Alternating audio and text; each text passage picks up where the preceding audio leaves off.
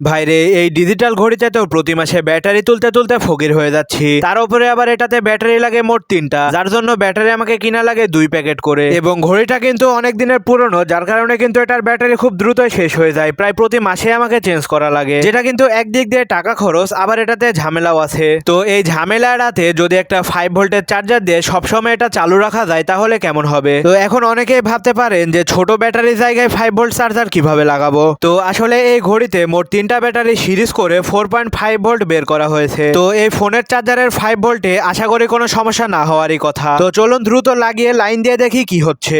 আর line লাগাতে লাগাতে বলি, এই ধরনের এক্সপেরিমেন্ট কাজগুলো কিন্তু একটু রিস্ক আছে, জিনিস নষ্ট হওয়ার সম্ভাবনা থাকে। তাই বাড়িতে যদি ট্রাই করেন অবশ্যই বুঝে শুনে করবেন। তো যাই হোক, দেখতে পেলেন এটার লাইন কিন্তু লাগানো হয়ে গেল। চলুন এবার এটাতে পাওয়ার দেই। এবং পাওয়ার দেওয়ার সাথে সাথে দেখতে পাচ্ছেন বন্ধুরা, ঘড়ির ডিসপ্লেতে কিন্তু আলো চলে এসেছে, মানে লেখাগুলো দেখা যাচ্ছে। কিন্তু একটা সমস্যা হচ্ছে যে এটার ভোল্টেজ হয়তোবা বেশির কারণে এটার প্রত্যেকটা পিক্সেলই অধিক পরিমাণে উজ্জ্বল হয়ে গেছে, যার কারণে কিন্তু ঘড়ির সঠিক টাইমটা খুব ভালোভাবে বোঝা যাচ্ছে না। তবে এই সমস্যার সমাধান করার জন্য 2-একটা রেজিস্টার ব্যবহার করে ভোল্টেজ কমিয়ে দিলে আবার ঠিক হয়ে যেতে পারে।